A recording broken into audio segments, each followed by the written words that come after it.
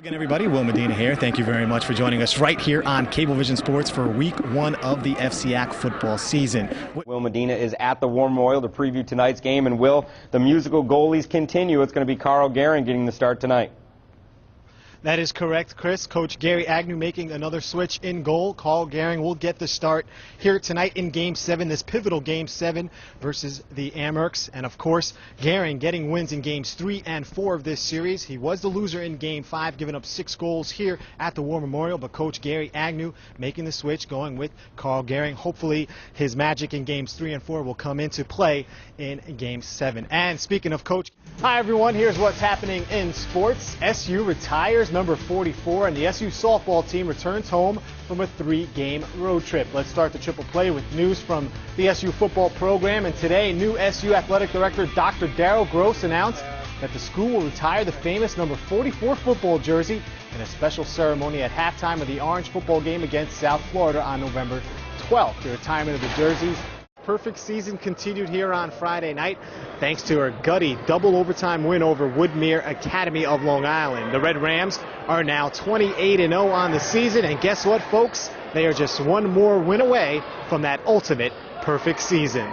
Program had a disappointing year, I think, last year. They were disappointed with that 2-8. Can they do better this year? Yeah, and a couple exits on I-95 will be the Darien Blue Wave. They were 6-4 a year ago as well. Coach Jeff Brandmeier, he does an excellent job with this program, and I'll tell you what, he's got one of the better quarterbacks in the county in P.J. McLaughlin. Well, people fail to realize, Will. The Orange basketball team is pretty much where everyone figured they'd be. After 6 games, the Orange entered tonight's matchup with Colgate with a perfect record and ranked 3rd in the nation. Syracuse looking to win their 38th straight game over the Raiders, and the fans were pumped up for this one at the Dome. We begin with Syracuse. They came out flat here in this game. GMAC gets stripped. The Raiders break out. Andrew Zadar dunks it. He had 10 points in the first half. Orange go to the go-to guy, Hakeem Warwick. Why not? He hits his first 3 of the year. SU up 17-8. Then Terrence Roberts hits his first 3 of the year. T-Rob shooting a 3. SU only up 2 at the half. But second half, they get into it a little better. Here's Hakeem Warwick throwing it down. SU up 7, but the Raiders, they didn't give up, folks. John Simon going to get the ball out winner here, and he spots up for the 3 ball. That tied the game up with 11:07 left. Then they finally make their run. Terrace Roberts puts SU up for good. He had a career-high 13 points. And then GMAC with a great pass inside. Check it out. Nice pass inside there to Hakeem Warwick. And Warwick's going to dunk all the time when he's in that close.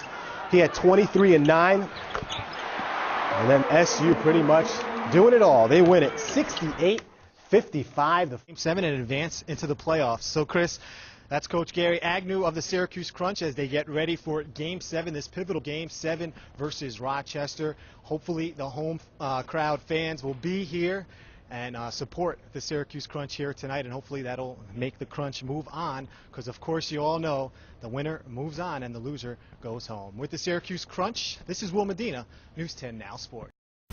106.7 The Fan, Sports Flash. All right, we start off with NHL, and the Washington Capitals have a press conference scheduled for the top of the hour, which is right now. Most reports say the Capitals are going to announce that they will be hosting the 2015 NHL Winter Classic. No details yet who they'll be playing or where the game will be played, but once we do get those details, we will definitely have those for you here at 106.7 The Fan. Baseball, meanwhile, Nats coming off an 8-0 win over the Marlins last night. Now 5 games back of the final National League wildcard spot with 8 games left. Nats look to Steven Strasburg. First pitch at 7:05 tonight, as you can hear the game right here on 106.7 The Fan. Orioles. What seems to be opposite. But why can't Georgetown win games in the tournament against double-digit seeds since they went to the Final Four? You know, I mean, that's the number one question. You know, I'm one of the biggest Georgetown supporters out there, but you've got to think about what's the constant here. It's JT3's system. You know, when you think about it, it's not. When you think about the losses, it's not only losing to a double-digit seed once or twice every 10 years or something like that. You're losing every time you're going, and you're getting beat by a lot. Right, double digits. Double digit. I mean, they're not even in these games. And so, you know, the question has to be out there, what has to change? I've got a You're theory. done. Yeah. I think that See, the thing is that offense is predicated on reacting to the defense. And I think when it comes tournament time, teams that do well in the tournament have guards that can break down the defense when your offense is not going well. Whether you're going to break down your defender and get an easy hoop to the basket or dish out for a three-point shot. But that's not this offense. That's not the way that this offense is designed. It's designed to go to the small forward, reacting to the defense. And when your shot isn't going down, what? And that's the answer you've got to come up with. Maybe it's about recruiting. You know, he recruits the same type of 6'7", 6'8" type ball players who can do a little bit of everything, but they don't necessarily do one thing extremely well. so you want some specialists then? I would love some specialists. I think you need a couple of shooters. a couple of shooters, a guard who can dribble and penetrate. I think he has that. Well, he has Starks, but he doesn't have the depth. What happened was yesterday, Starks had 2 early fouls. He took him out. He actually took Porter and Starks out at the same time for that one stretch in the first half, which kind of cost, Right. which they went on a little run after Georgetown was up 7. But when you don't have somebody else other than your lead guard who can break down defenders, it's tough. And I think you're right. I think he needs that player who can dribble. He needs that player who can shoot. He's got players that sort of do all the things okay, but not one thing extremely well. If you look at the 1-2 combination of Starks and Porter, it worked. Here's my question before I get out of here because I got to go do an update.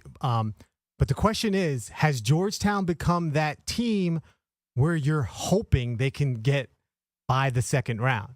I mean, has it gotten that bad that I think we're so. literally hoping I think and, so. and praying that they can get through that first round Yep. double-seeded matchup? That's it. But that's not what Georgetown basketball is supposed to be about. It's not. You're absolutely right. And I thought in many respects, and I tweeted this last night, that team